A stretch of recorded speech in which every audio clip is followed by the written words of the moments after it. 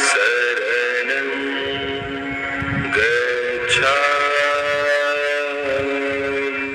सम्मानित साथियों, नमो बुद्धाय, जय भीम। आज के अम्बेडकर संदेश में आपका हार्दिक स्वागत है। आज के अम्बेडकर संदेश में नया अध्याय नंबर 10 शुरू हो रहा है और जिसका शीर्षक है अस्पृश्य क्या कहते हैं। अस्पृश्य क्या कहते हैं, श्री गांधी से सावधान रहने की बात बाबा साहब क्यों कहते हैं। सम्मानित साथियों, आज के अम्बेडकर संदेश को बाबा साहब डॉक्टर अम्बेडकर संपूर्ण वाङ्मय खंड 16 से और पेज नंबर 245 से 246 तक हम प्रस्तुत करेंगे, जिसमें अध्याय 10 के अंतर्गत अस्पृश्य क्या कहते हैं, श्री गांधी से सावधान रहने को बाबा साहब क्यों कहते हैं। आज के अम्बेडकर संदेश जो कि सारगर्भित रहने वाला, संक्षिप्त रहने वाला है, अंत तक सुनेंगे तो इस पूरे चैप्टर की पृष्ठभूमि यानी कि आधारशिला आज का अम्बेडकर संदेश होगी। यानी कि इस चैप्टर के आने वाले अम्बेडकर संदेश में जो कुछ भी हम आपको बताएंगे, यदि आप ये पहला अम्बेडकर संदेश, इस चैप्टर का पहला आधारशिला आप जान लेते हैं तो आने वाले अम्बेडकर संदेश समझने में बहुत आसानी होगी। तो आइए सुनते हैं आज के अम्बेडकर संदेश को। कांग्रेस वाले अस्पृश्यों को ये पट्टी पढ़ाने में कभी संकोच नहीं करते कि केवल श्री गांधी ही उनके संरक्षक हैं। यानी कि अस्पृश्यों के संरक्षक अगर कोई है तो श्री गांधी है। ये बात कांग्रेस के लोग आम जनमानस को पढ़ाने की कोशिश करते हैं, इस पट्टी को वो पढ़ाते हैं। ये बात बाबा साहब लिखते हैं। सम्मानित साथियों, इससे पहले कि हम आगे बढ़े इस अम्बेडकर संदेश में, आपसे विनम्रता पूर्वक निवेदन है कि यदि आपने अभी तक हमारे चैनल आवाज का ऑफिशियल को सब्सक्राइब नहीं किया है तो बेल आइकन के साथ सब्सक्राइब जरूर कर लें। बाबा साहब लिखते हैं कि कांग्रेसी भारत भर में घूम घूम कर केवल श्री गांधी को ही अस्पृश्यों का संरक्षक होने का दावा करते हैं। यही नहीं, इससे भी आगे बढ़कर भी अस्पृश्यों से ये कहते फिरते हैं कि वास्तविकता यही है कि श्री गांधी ही उनके संरक्षक हैं। जब वे उन्हें बहकाते हैं तो उदाहरण देते हैं कि यदि अस्पृश्यों के अधिकारों के लिए कोई प्राणों की बाजी लगा सकता है तो वह है केवल श्री गांधी। उनके अतिरिक्त और कोई नहीं है। वे निसंकोच और बिना किसी पश्चाताप के उन अस्पृश्यों से कहते हैं कि पूना पैक्ट के अंतर्गत अस्पृश्यों को जो राजनीतिक अधिकार मिले हैं वे श्री गांधी जी के प्रयत्नों का फल है। उदाहरण के लिए ऐसे प्रचार का एक उदाहरण मैं राय बहादुर मेहर चंद खन्ना का पेश करता हूं, जिन्होंने पेशावर में 12 अप्रैल 1945 को दलित वर्ग संघ के तत्वावधान में हुई अस्पृश्यों की सभा में कहा था। क्या कहा था मेहर चंद खन्ना ने, ये जानना बहुत जरूरी है। राय बहादुर मेहर चंद खन्ना महात्मा गांधी के बारे में कहते हैं कि अस्पृश्यों को समझाते हुए कहते हैं। सम्मानित साथियों, हालांकि आप इससे पहले विभिन्न अम्बेडकर संदेश के माध्यम से पूना पैक्ट की सच्चाई को जान चुके हैं, सारी बातें आपको मालूम है, लेकिन एक बार पुनः यहाँ पर ये जरूर जानिए कि आखिर अस्पृश्यों को किस तरह से झूठा पाठ पढ़ाया जाता है। ये मेहर चंद खन्ना का जो एग्जाम्पल भाषा यहाँ रखते हैं, जानना बहुत जरूरी है।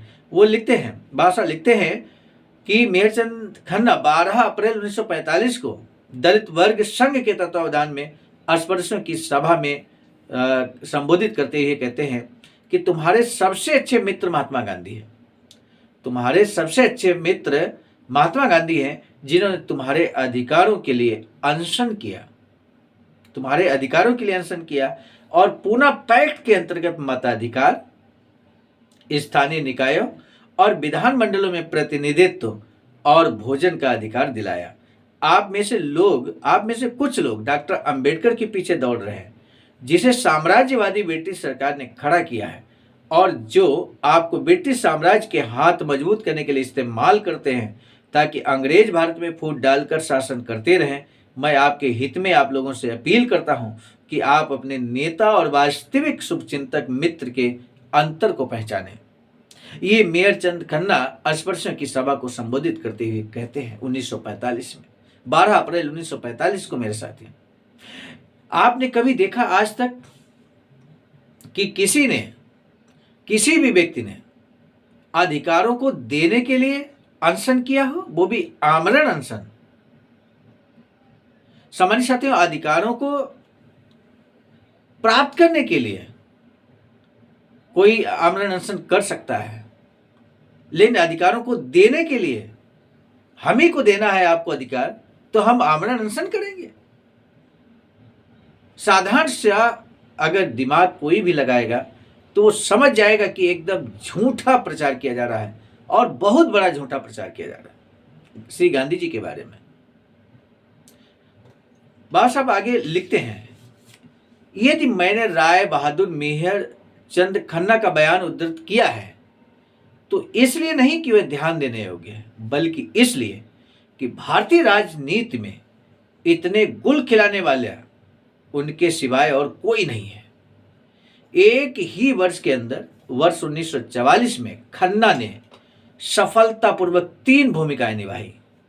उन्होंने हिंदू महासभा का मंत्री बनकर अपना कार्य आरंभ किया, ब्रिटिश सरकार के दलाल बने, समुद्र पार गए, अंग्रेजों और अमेरिकियों के सामने भारत की लड़ाई की स्थिति स्पष्ट करने गए और अब वे पश्चिमोत्तर सीमा प्रांत में कांग्रेस के गुर्गे के रूप में कार्य कर रहे हैं। राय बहादुर खन्ना के विषय में जो मैंने उदाहरण दिए हैं वे केवल ये दिखाने के लिए हैं कि श्री गांधी के मित्र अस्पृश्यों को गुमराह कर बहकाने के लिए किस प्रकार का हथकंडा अपना रहे हैं। मैं नहीं जानता कि कितने अस्पृश्य इस झूठ को पचाने के लिए तैयार होंगे, परंतु जैसा कि नाजियों ने सिद्ध किया है कि यदि झूठ बड़ा झूठ है, यदि झूठ बड़ा झूठ है तो उसे तब तक लगातार उगलते रहो जब तक कि लोग उसे सत्य न मानने लगे।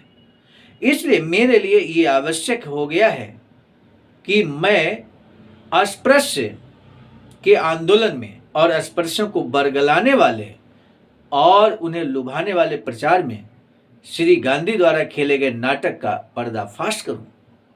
सामान्य साथियों, आज का अम्बेडकर संदेश हम यही रोकेंगे। महात्मा गांधी, श्री गांधी का बाबा साहब पर्दाफाश करने वाले हैं और कल के अम्बेडकर संदेश में खुलकर महात्मा गांधी के बारे में जो बाबा साहब ने यहाँ लिखा है इसका पर्दाफाश अम्बेडकर संदेश के माध्यम से किया जाएगा। सामान्य साथियों, आज का महत्वपूर्ण प्रश्न जो आज 12 अप्रैल 1945 दलित वर्ग संघ के तत्वावधान में एक अस्पृश्यों की सभा होती है, तो इस सभा को तुम्हारे सबसे अच्छे मित्र महात्मा गांधी है, ये बात कौन कहता है? यही महत्वपूर्ण प्रश्न है आज के अम्बेडकर संदेश का। और सामान्य साथियों, कल के अम्बेडकर संदेश में जरूर कल का अम्बेडकर संदेश देखिएगा। आपने आज के अम्बेडकर संदेश को अंत तक वॉच किया, सुना, इसके लिए आपका तहे दिल से एक बार पुनः बहुत बहुत धन्यवाद, बहुत बहुत साधुवाद। मिलेंगे नए डॉक्टर अम्बेडकर संदेश में, तब तक दीजिए इजाजत। आप सभी को सादर नमो बुद्धाय, जय भीम। सामान्य साथियों, हम एक महत्वपूर्ण बात बताना उचित समझते हैं। बाबा साहब की अधूरी इच्छा के अनुरूप एक वैचारिकी सेंटर निर्माणाधीन है सारनाथ वाराणसी में, जहां पर 14,000 स्क्वायर फीट जमीन परचेज कर ली गई है ring road green city Faridpur Sarnath में। वैचारिकी सेंटर के प्रशासनिक ब्लॉक का निर्माण कार्य कंप्लीट हो चुका है। शानदार बेहतरीन प्रशासनिक ब्लॉक का निर्माण पूर्ण हो चुका है। आगे अब मुख्य भवन को बनाने की बारी हम सबकी है और इस हेतु आप दिए गए अकाउंट नंबर पर अपना अमूल्य योगदान कर सकते हैं। आज का अम्बेडकर संदेश हम लेकर उपस्थित हुए थे मिशन नायक बुद्ध मित्र मुसाफिर सर, राष्ट्रीय अध्यक्ष आवाज का नई दिल्ली की प्रेरणा में, और साथ ही साथ संकलन कथाक्रम में परम आदरणीय विजय कुमार बौद्ध जी, प्रांतीय कोषाध्यक्ष आवाज का बिहार। प्रस्तुत कर्ताक्रम में मैं स्वयं सर्वजीत आर्य, राष्ट्रीय मीडिया प्रभारी, IT सेल आवाज का नई दिल्ली। मिलेंगे नए डॉक्टर अम्बेडकर संदेश में, तब तक दीजिए इजाजत। आप सभी को सादर नमो बुद्धाय, जय। सामान्य साथियों, यदि आप हमारे इस चैनल आवाज का ऑफिशियल, जिस पर नियमित सुबह 5 बजे डॉक्टर अम्बेडकर संदेश आपको मिलता है, आप हमारे इस चैनल को सपोर्ट करना चाहते हैं, तो हमारा आपसे निवेदन है कि आप हमारे इस चैनल को सब्सक्राइब कर लें, वीडियो को शेयर, लाइक, कमेंट जरूर करें।